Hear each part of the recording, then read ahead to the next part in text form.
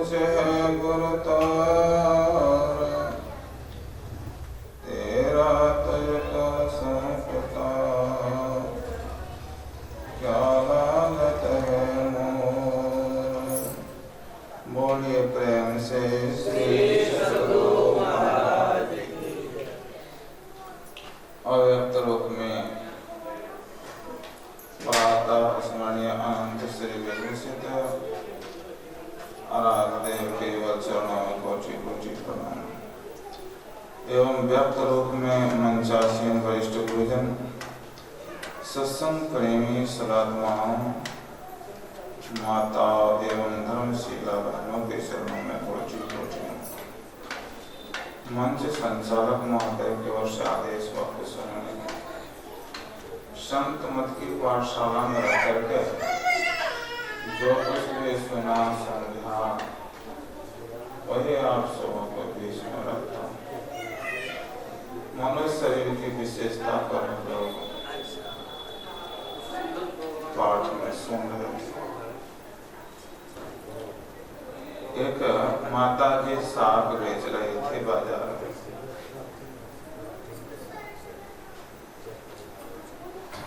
वो एक ही बाट से कोई आधा किलो साग मांगे तो आधा किलो दे देती थी एक ही बार। कोई 2 किलो मांगे तो एक ही बार में 2 किलो साग दे देती थी। कोई 5 किलो मांगे तो एक ही बार में माता जी 5 किलो साग दे देते थे। एक पंडित जी जाते थे वहाँ साग खरीदने के लिए। देखते हैं कि माता जी के पास एक ही बाट है पत्थर का, और जो जितना मांगता है एक ही बार में तौल देती है। हैरत में पड़ गए।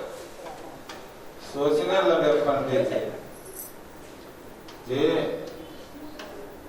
इसके तराजू पर शालिग्राम भगवान बैठे हुए हैं, इसीलिए जो जितना मांगता है उतना दे देती है। माता जी से किसी तरह ले लेना चाहिए इसको। उस माता जी को कहते हैं पंडित जी, माता जी ये बाट हमें दे दो, इसके बदले में जितने पैसे लेंगे दे दूंगा, बाट हमें दे दो। माता जी कहते हैं बेटा बाट नहीं दूंगी। पंडित जी कहते हैं जितना पैसा लेना हो ले लो लेकिन दो। माता जी सोचने लगे इतना इसको बदलाते हैं कीमत की ले ही नहीं सकेगा। पुराने जमाने की बात है, कहे 300 रुपये लगेगा। पंडित जी सोचे ये भी सस्ते में पड़ रहा है। पंडित जी के पास एक भी पैसा नहीं था। चले गए पंडिताइन के पास, कहते हैं 300 रुपये की आवश्यकता है। पंडिताइन के पास भी पैसा नहीं, लेकिन उसके पास जेवर था। पंडिताइन ये नहीं पूछती है कि क्या करेंगे पैसे लेकर के। आजकल की माँ बहन को अगर जेवर पर हाथ लगाना पड़ जाए तो तुरंत कहेगी क्या कीजिएगा। लेकिन पंडिताइन सोचती है कि हमारे पंडित जी अनावश्यक खर्च नहीं करते हैं, जरूर आवश्यक कार्य हो गया होगा। कहते हैं ये जेवर ले जाइए, बेच करके काम कर लीजिए। बाजार में जेवर ले जाते हैं और बेचते हैं उस जेवर को, फिर 300 रुपये ले करके माता जी को दे देते हैं। कहते हैं माता जी अब लो, अब हमें ये बाट दे दो।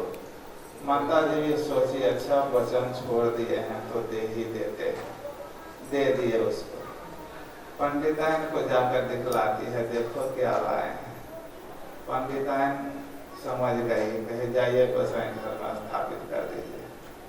जैसे गोसाई घर में स्थापित करते हैं, पूजा पर बैठते हैं पंडित जी, उसमें से आवाज आती है पंडित तू मोल जोल करके लाया है हमको। तुम्हारे पास हम नहीं रहेंगे, पहुंचा दो उस माता जी के पास।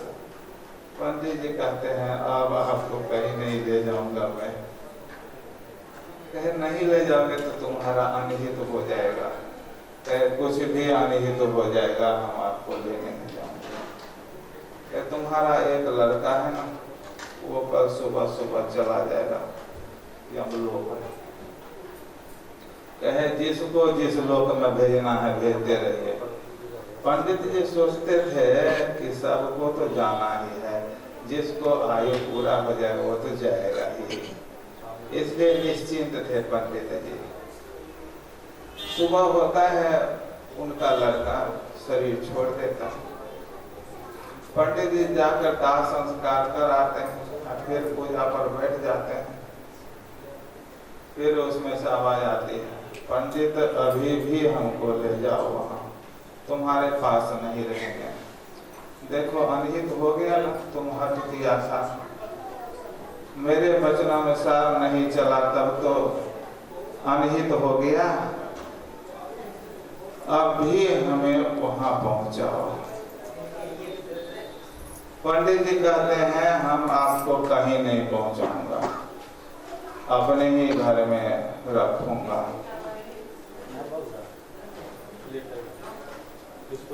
तब उसमें से आवाज आती है कि तुमको और एक पत्नी है वो भी चली जाएगी कल सुबह, अभी भी हमें ले चलो। पंडित जी कहते हैं आपको जिसको जिसको ले जाना है ले जाते रहो, मैं आपको छोड़ने वाला नहीं हूं। कल होता है पत्नी चली जाती है, पंडित जी जाकर दाह संस्कार कराते हैं, कोई चिंता नहीं पंडित जी को, सबको जाना ही है। फिर पंडित जी पूजा पर बैठते हैं, फिर आवाज आ रही है तुम बड़ा हट्ठी हो, बड़ा हट करते हो, अपशकुन पर अपशकुन हो रहा है, फिर भी तुम निश्चिंत हो, अभी भी हमें ले चलो उस माता जी के पास, नहीं तो तुम पर वज्रपात होगा। कहे जितना वज्रपात करना है करते रहिए, लेकिन हम ले नहीं जाएंगे आपको। पंडित जी सोचने लगे कि वज्रपात हम पर होगा, ऐसा करते हैं शालिग्राम भगवान को माथे पर रख लेते हैं, तब अगर वज्रपात होगा तो भगवान पर ही होगा। माथे पर रख लेते हैं और पाग बांध लेते हैं ताकि गिरे नहीं। वज्रपात शुरू हो गया, कुछ ही दूर से ऊपर चला जाता था, उनके माथे पर गिरता नहीं था, ऊपर से तो आता था फिर चला जाता था ऊपर। कहे बारे भगवान हमारे ऊपर वज्रपात, अपने ऊपर वज्रपात नहीं। कहे भगवान को कभी माथे पर से उतारूंगा नहीं। जहां भी जाते थे अपने सिर पर रखे रहते थे भगवान को। सोचे अब तो है कोई नहीं, जंगल में चला जाता, एक कुटिया में जाकर वहीं ध्यान भजन करूंगा। कुटिया था थोड़ा नीचे, जैसे ही झुके कि वो गिर गया नीचे, कई पार्ट में बट गया फुट करके। उसमें से आवाज आता है पंडित तुम्हें परीक्षा ले रहा था मैं, जाओ अपने पत्नी और बेटे से मिलो, अमुक जगह है। कहने का भाव है एक निष्ठ होना। गुरु महाराज कहते हैं सदगुरु की सार शिक्षा याद रखनी चाहिए, अति अटल श्रद्धा प्रेम से गुरु भक्ति करनी चाहिए। गुरु से बढ़ करके कोई नहीं, संसार में उपकार करने वाले, परलोक में उपकार करने वाले गुरु से बढ़कर के कोई नहीं। 3 लोक 9 खंड में गुरु ते बरा न कोई, कर्ता करे न कर सके गुरु करे सो कोई। सबके अंदर में वो परमात्मा बैठा हुआ है और छुप करके बैठा हुआ है, दिखाई नहीं देता। दर दर की ठोकरें खा रहे हैं, सदगुरु क्या करते हैं उस परमात्मा को लखाते हैं। और माही प्रभु गुप्त अंधेरा छाई रहे, गुरु गुर करत प्रकाश प्रभु को प्रत्यक्ष में। गुरु के सदयुक्ति से थोड़ी क्रिया करते हैं, अपने अंदर प्रकाश पाते हैं और प्रभु को पाते हैं। गुरु महाराज कहते हैं कितने की पूजा करते रहोगे? 33 करोड़ देवी देवता है। पात पात पे सींचबो बड़ी बड़ी कलौं, पत्ता पत्ता को सींचने से सोचोगे पेड़ हरा भरा हो जाएगा, कभी ऐसा संभव नहीं। जल में पानी डालो, पेड़ हरा भरा रहेगा, पत्ते हरे भरे रहेंगे, फल होंगे, फूल होंगे, अच्छे रहेंगे। और बड़ी बड़ी मिलो, हमारी माँ बहन जो बड़ी बनाती है तो पहले बेसन में ही नमक को मिलाती है अच्छी तरह से। अगर नमक भूल गई तब जो बड़ी बनेगा बाद में सोचेगी कि अब बाद में मिला देंगे नमक, तो मिलेगा ही नहीं। इसलिए शुरू में ही नमक मिला देते हैं तो छोटा बड़ी बने, बड़ा बड़ी बने, सब में बराबर नमक मिलेगा।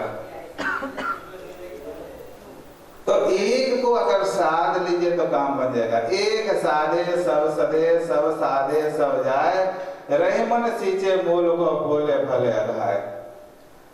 बहु उपासक होते हैं, बहुत से कहते हैं बहुत भगवान को अगर पूजा नहीं करेंगे तो भगवान नाराज हो जाएंगे। भगवान नाराज नहीं होते। एक को साध लीजिए, सब खुश हो जाते हैं। सब, कोई देवी देवता छोड़ता नहीं है। देवी देवताओं को पूजा करने में कुछ शेष भी रह जाता है, लेकिन गुरु की पूजा करने में कोई शेष नहीं रहता है। 33 करोड़ देवी देवता की पूजा हो जाती है। इसलिए गुरु महाराज कहते हैं देवी देव समस्त पूर्ण ब्रह्म परम प्रभु गुरु में करें निवास, कहते हैं संत। बड़ी उपकारी गुरु होते हैं। पिता सो माता सो गुन्ना, सुत को राखे प्यार, मन से दी सेवन करे तन सो टांट उगार। माता सो हरि सो गुन्ना, तिन से सो गुरुदेव, प्यार करे अवगुण हरे चरण दास सुखदेव। गुरुदेव प्यार भी करते हैं और अवगुण को हरते रहते हैं, ग्राह्य सामर्थ्य बढ़ाते रहते हैं। जिसको जितना ग्राह्य सामर्थ्य ग्रहण करने की सामर्थ्य, उतना ज्ञान भरते रहते हैं। भरते भरते एक दिन पूर्ण ज्ञानी बना करके छोड़ देते हैं, अपने भक्तों को सुखी कर देते हैं। गुरु महाराज कहते हैं इसके लिए सत्संग को पकड़ के रखो। जो सत्संग को पकड़ करके रखा है वो गुरु को पकड़ करके रखा है। जो सत्संग को छोड़ करके रखा है वो गुरु को छोड़ दिया।